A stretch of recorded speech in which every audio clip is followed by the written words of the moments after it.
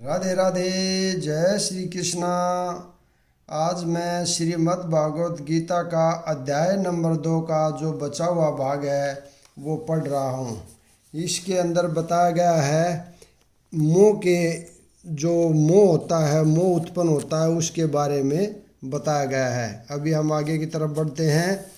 क्रोध से पूर्ण मोह उत्पन्न होता है और मोह से श्रवण शक्ति का विभ्रम हो जाता है। जब श्रवण शक्ति भ्रमित हो जाती है तो बुद्धि नष्ट हो जाती है और बुद्धि नष्ट होने पर मनुष्य भवकूप में पुनः गिर जाता है। कृष्ण भावनामृत के विकास से मनुष्य जान सकता है कि प्रत्येक वस्तु का उपयोग भगवान की सेवा के लिए किया जा सकता है। जो कृष्ण भावनामृत के ज्ञान से रहित है वे कृत्रिम ढंग से भौतिक विषयों से बचने का प्रयास करते हैं। फलतः वे भवबंधन से मोक्ष की कामना करते हुए भी वैराग्य की चरम अवस्था को प्राप्त नहीं कर पाते। उनका तथाकथित वैराग्य फल्गु अर्थात गौण कहलाता है। इसके विपरीत कृष्ण भावना भावित व्यक्ति जानता है कि प्रत्येक वस्तु का उपयोग भगवान की सेवा में किस प्रकार किया जाए। फलतः वह भौतिक चेतना का शिकार नहीं होता। उदाहरणतः निर्विशेषवादी के अनुसार भगवान निराकार होने के कारण भोजन नहीं कर सकते, अतः वह अच्छे खाद्यों से बचता रहता है। किंतु भक्त जानता है कि कृष्ण परम भोक्ता है और भक्ति पूर्वक उन पर जो भी भेंट चढ़ाई जाती है उसे वे खाते हैं।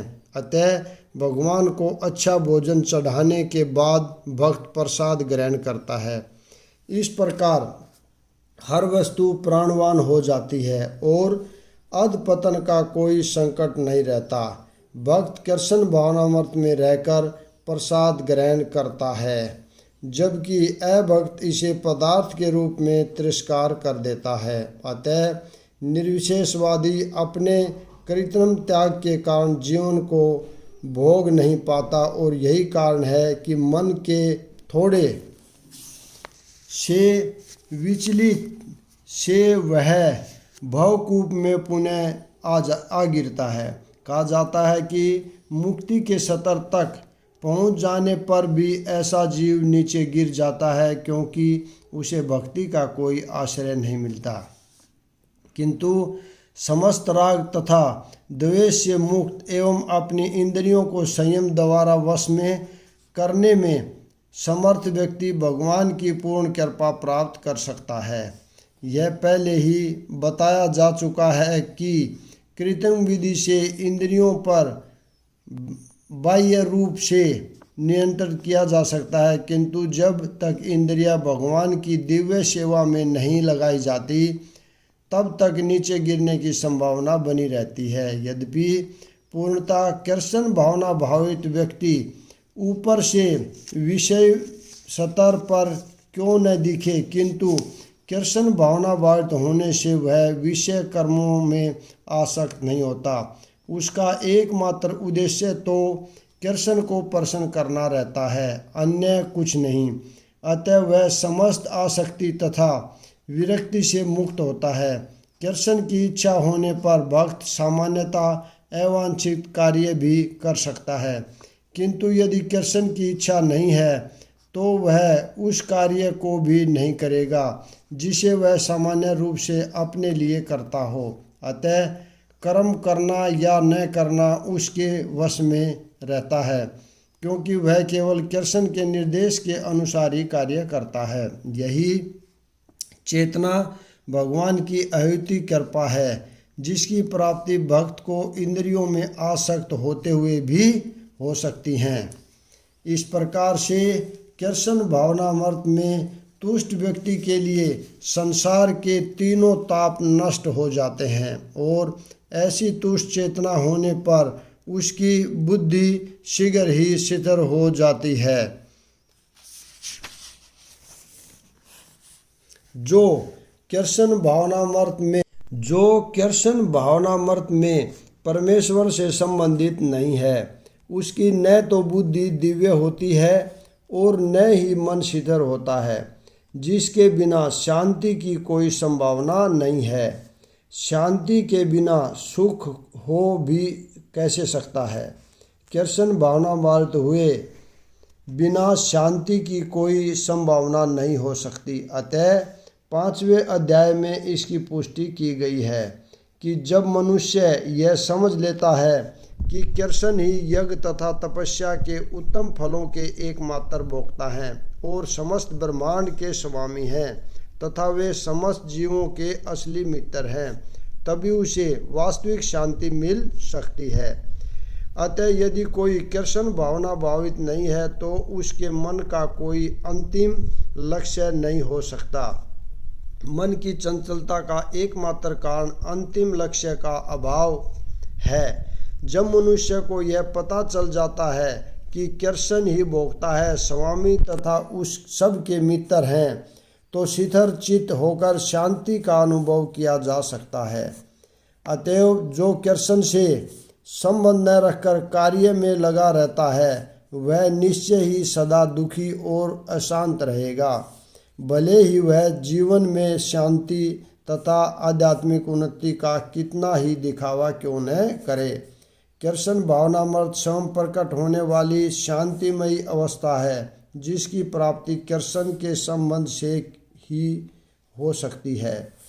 जिस प्रकार पानी में तैरती नाव को प्रचंड वायु दूर भा ले जाती है, उसी प्रकार विचरशील इंद्रियों में से कोई एक जिस पर मन निरंतर लगा रहता है, मनुष्य की बुद्धि को हर लेती है। यदि समस्त इंद्रियां भगवान की सेवा में न लगी रहें और यदि इनमें से एक भी अपनी तृप्ति में लगी रहती है, तो वह भक्त को दिव्य प्रगति पथ से विपथ कर सकती है। जैसा कि महाराज अम्बरीश के जीवन में बताया गया है, समस्त इंद्रियों को कृष्ण भावनामृत में लगा रहना चाहिए, क्योंकि मन को वश में करने की यही सही एवं सरल विधि है।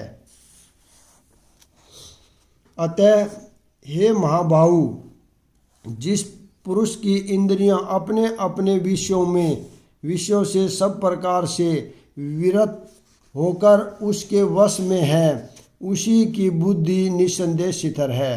कृष्ण भावनामृत के द्वारा या सारी इंद्रियों को भगवान की दिव्य प्रेमा भक्ति में लगाकर इंद्रिय तृप्ति की बलवती शक्तियों को दमित किया जा सकता है। जिस प्रकार शत्रुओं का दमन श्रेष्ठ सेना द्वारा किया जाता है, उसी प्रकार इंद्रियों का दमन किसी मानवीय प्रयास के द्वारा नहीं, अपितु उन्हें भगवान की सेवा में लगाए रखकर किया जा सकता है।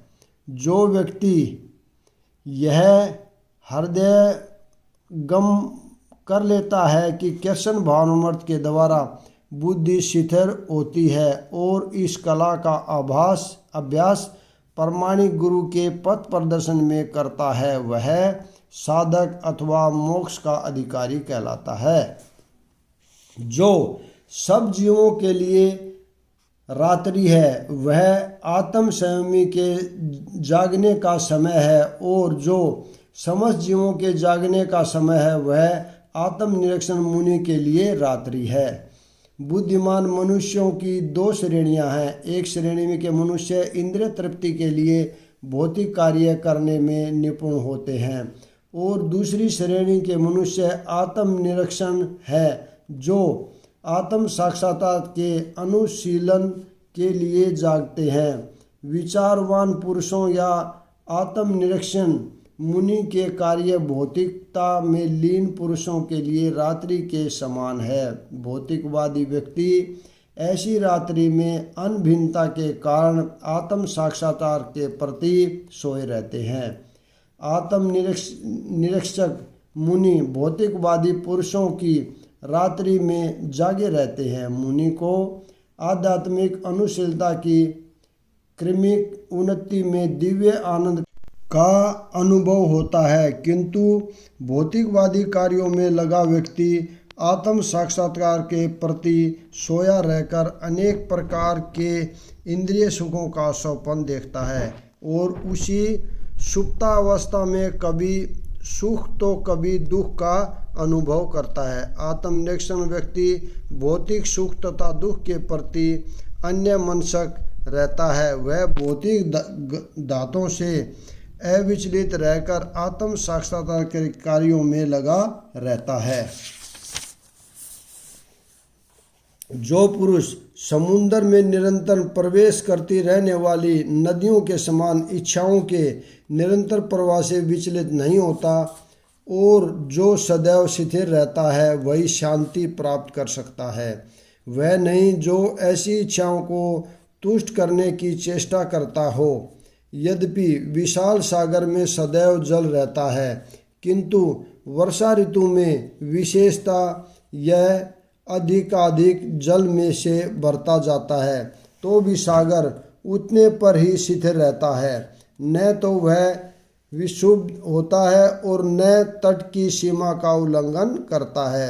यही स्थिति कृष्ण भावना भावित व्यक्ति की है।